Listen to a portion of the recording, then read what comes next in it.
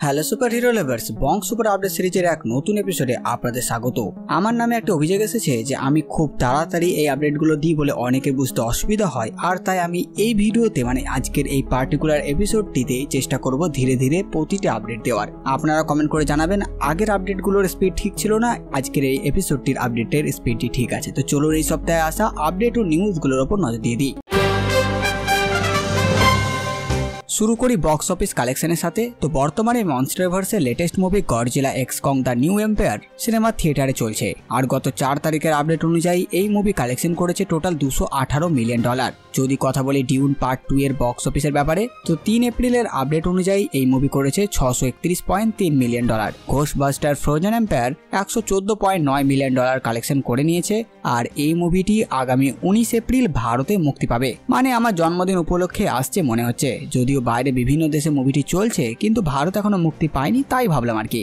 আর থাকলো কুংফু পান্ডা 4। তো এপ্রিলের 3 তারিখের আপডেট অনুযায়ী এর কালেকশন হয়েছে $363.7 মিলিয়ন।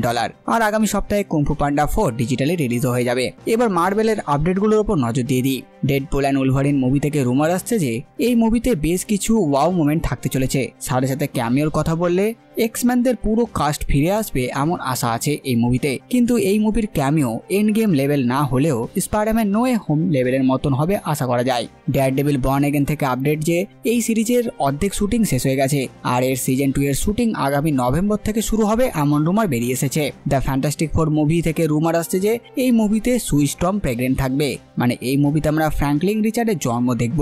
সাথে সাথে এমসিইউ এর এক্সম্যান মুভি সিক্রেট ওয়ারের পর রিলিজ হবে বলে শোনা যাচ্ছে, আর এই মুভি শুটিং 2025-এর শেষের দিকে শুরু হবে। সাংচির ডিরেক্টর ডেস্টিন ড্যানিয়েল বর্তমানে ওয়ান্ডারম্যানের শুটিং শেষ করে তার পোস্ট প্রোডাকশনের কাজ দেখাশোনা করছে, আর সাথে সাথে সাংচি 2 এর ওপর কাজ শুরু করে দিয়েছে, আর এর শুটিং 2025-এর মার্চ মাস থেকে শুরু হয়ে যাবে বলে শোনা যাচ্ছে। সাথে সাথে আর্মার ওয়ার ও ভিশন কুইস্টের ওপর কাজ আগামী 2025-এই শুরু হবে। এই সবকিছু 2025 আমার personal idea Avengers gang dynasty বা অ্যাভেঞ্জার্স 5 2026-এ কোনো মতেই আসতে পারবে না। অ্যাভেঞ্জার্স 5 আসবে 2027-এ, আর সিক্রেট ওয়ার আসার কথা ছিল 2027, এটা 2028 হবেই হবে। এদিকে ব্লেড মুভির ওপর কি হবে সেটা নিয়ে আমি নিজেও চিন্তিত হয়ে পড়েছি এখন। মাহেরশালা আলী ছাড়া বাকি সবাইকে রিকাস্ট করতে চলেছে মার্বেল বলে রুমার আসছে। এইদিকে একটি বড় খবর, ডেয়ারডেভিল বর্ন এগেন সিরিজে আমাদের কিংপিন উইলিয়াম ফিস্ক মেয়ার হয়ে গেছে এমন দেখাবে, আর সে একটি টাস্ক ফোর্সও বানাবে নিউ ইয়র্ক সিটিতে।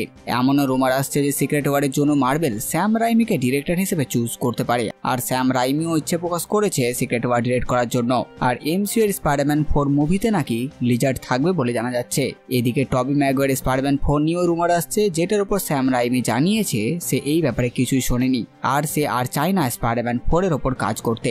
মার্বেল অ্যানিমেশনের সিরিজ ইউর ফ্রেন্ডলি নেভারহুড স্পাইডারম্যানে ওয়াচার থাকবে বলে রুমার আসছে।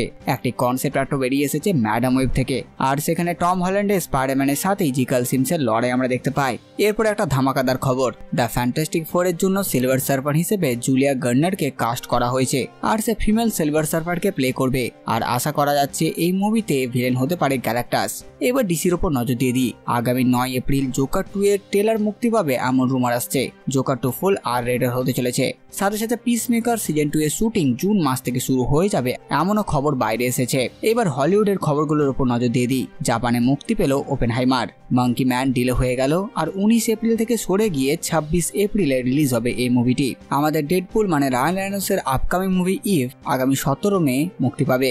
এমন রুমারও এসেছে যে ড্যানি ফ্যান্টামের লাইভ অ্যাকশন মুভিতে টম হল্যান্ডকে কাস্ট করা হবে as a Danny Phantom. Kingdom of the Planet of the Apes মুভিটি 2 ঘন্টা 25 মিনিটের হবে বলে শোনা যাচ্ছে।